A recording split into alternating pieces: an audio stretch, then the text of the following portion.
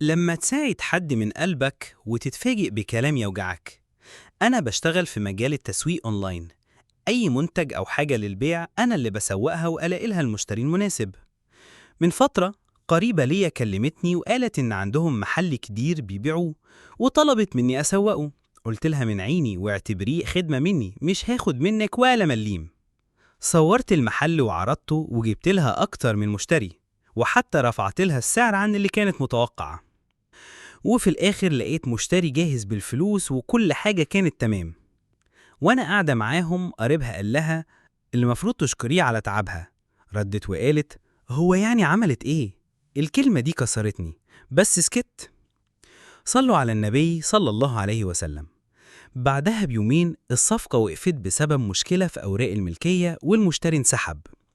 فجأة لقيتها بتطلب مني أعمل لها إعلان جديد، قلت لها موافقة، بس المرة دي هاخد نسبة شغلي.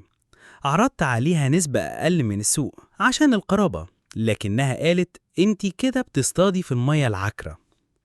أنا دلوقتي بسأل، هل أنا غلطانة إني طلبت حقي المرة التانية؟ ولا كان المفروض أكمل من غير مقابل؟